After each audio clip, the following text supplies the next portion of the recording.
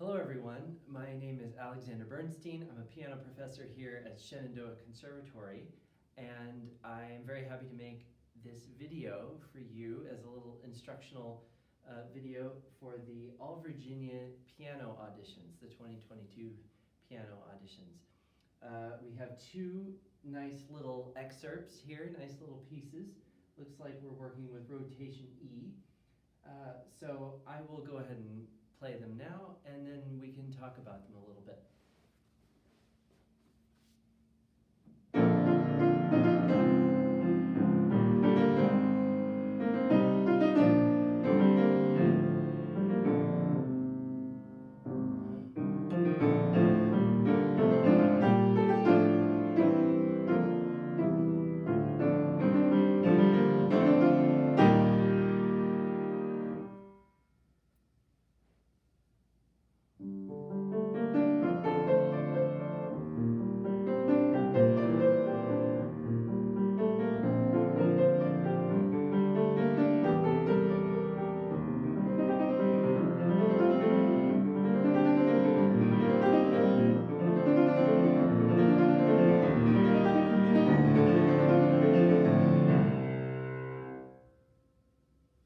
Okay, so as you can see, two nice little pieces.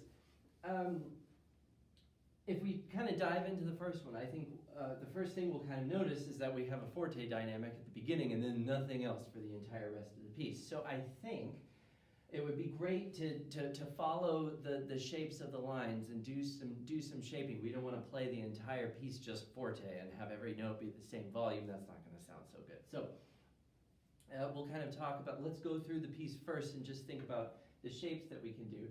That first bar, I think, can kind of be a little phrase in and of itself, because we have the third and the fourth beat in the right hands are slurred together. So you can think big at the start, and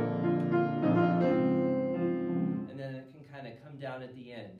Starting in bar 2, start just a little bit softer than forte, and you can crescendo all the way up to the top of bar 3 and then down to the beginning of bar 4. So we have...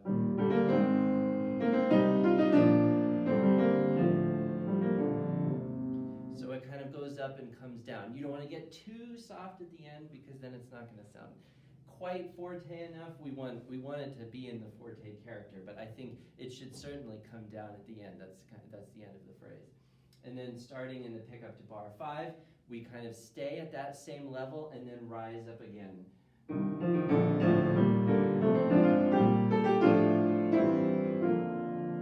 I think with the 4 quarter notes in bar 6, you can certainly come down a little bit, because they're all, the harmonies, the bass line is moving downward stepwise. So we can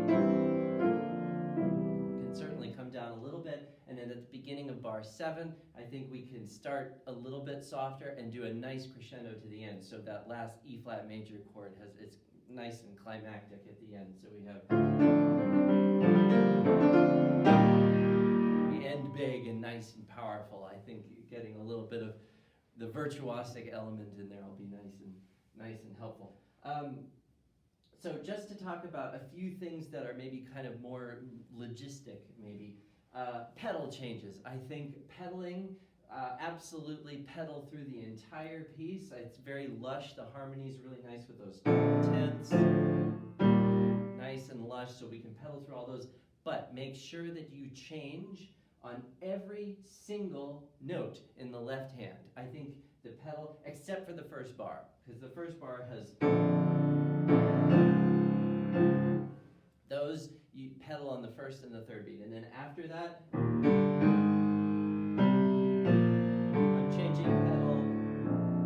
changing pedal every left hand note.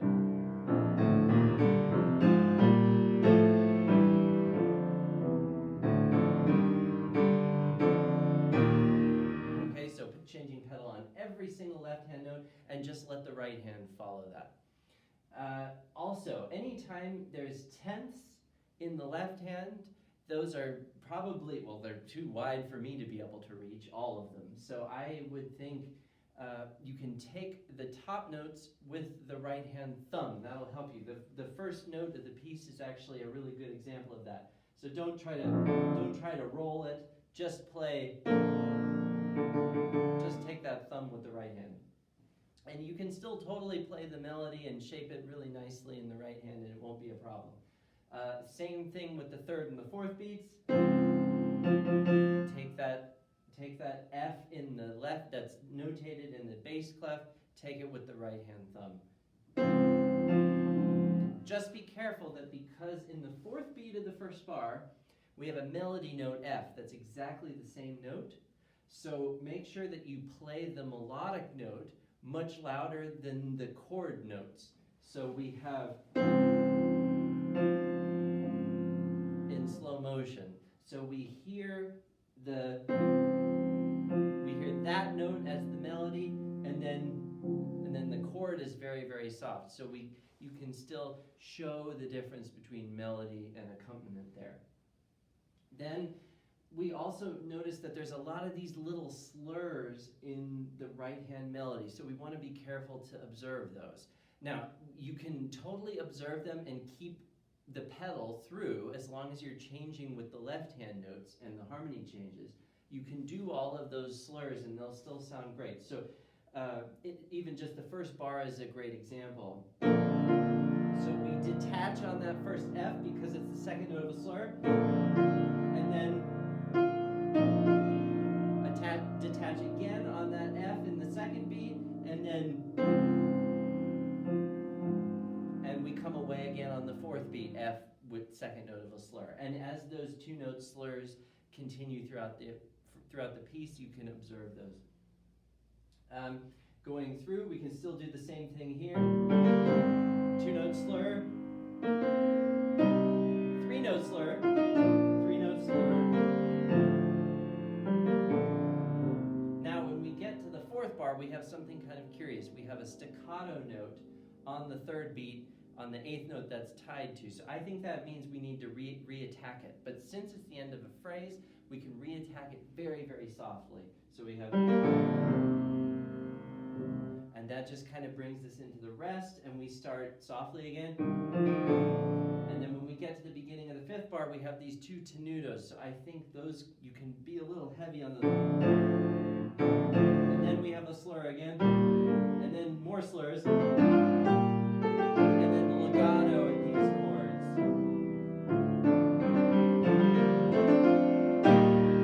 And then right before the ending, the fourth beat of the seventh bar, you can take the A that's notated in the bass clef with the thumb again. So we have another one of those left-hand tenths.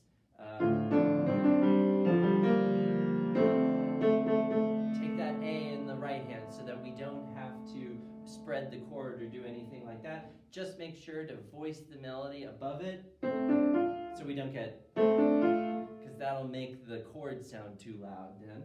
But, and then end big and go for that lush, nice last chord. Okay, moving to the second excerpt, you notice we have a lot of arpeggiated figures. So once again, when we talk about pedaling, we want to pedal with every harmony change. That basically means for the entire excerpt, we're pedaling on beats 1 and 3. 1 and 3 the entire way through. And then you can put little tiny tenutos, little tiny leans on the bass note.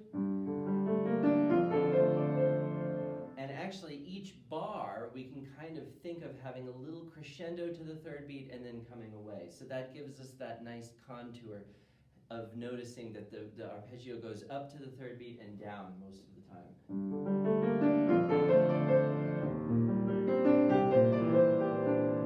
And you can continue like that.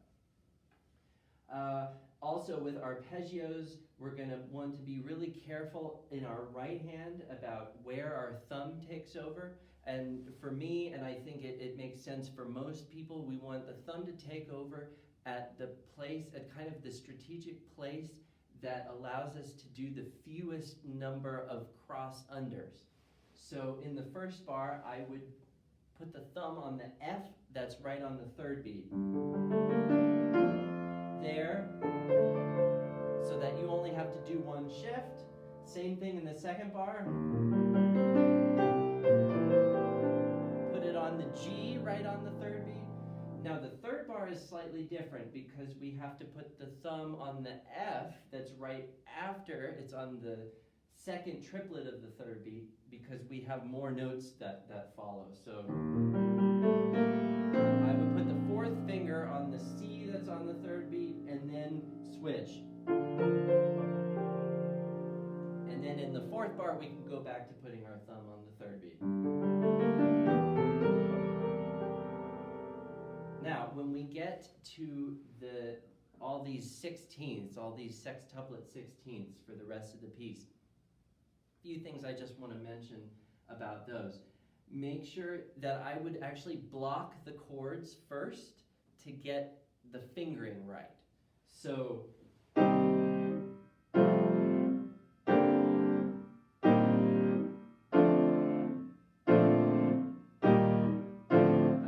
through each arpeggio and figure out what fingers you want to put on each chord, and then all you have to do is arpeggiate them. You know, I would really plan that fingering very carefully. So we can just go through it very quickly here. First half of bar 5 is pretty self-explanatory. Just take the notes in each hand that are, you know, bass clef for left hand, treble clef for right hand. In the second half of bar 5, I would do the same, except you might notice that at the very end, the G that's originally in the right hand is actually notated in the bass clef. Don't take it with the left hand, just take it with the right hand again. There's no reason to overly complicate things. G in the right hand, and then F and C in the left, and then when we move to the sixth bar, the sixth bar is a little bit self-explanatory too in the first half, but I would put the thumb on the B flat. Ignore any advice to not put thumbs on black keys. You don't need to overly complicate things by doing 2 or crossing over. Just put that thumb on the B flat and you'll be fine.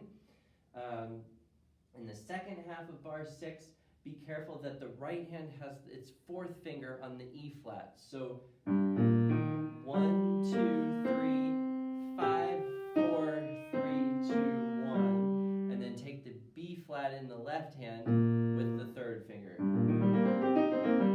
And that allows you to do the whole thing, even though the notes are different coming down as they are going up, it allows you to do the whole thing in one hand position. The first half of bar 7 is self-explanatory. Take notes in the treble clef in the right hand, bass clef in the left hand. And when you get to the second half of bar 7, make sure that you put the D in the treble clef with the fourth finger. Because the notes are different coming down again, but if you put the D in the fourth finger in the right hand, you won't have to switch any sort of hand position or anything. You're right there ready to go. E flat major chord in bar 8, no problem. And with the second half fingering wise of bar 8 is self-explanatory too. But to observe the writ, you can think of the 32nd notes as the same tempo as the sextuplet 16th. So there's more notes, so it'll take longer to play, and it'll sound like you did a writ, and you don't have to worry about how much of a writ you've done. It'll do a really nice writ for you. And you arrive at the last note, climactic and big again. I'll just say one other thing, that we notice we have these crescendos starting in bar 5 that go for each bar of the sextuplet 16th. So I would do a slight little backup dynamically at the beginning of each of those bars.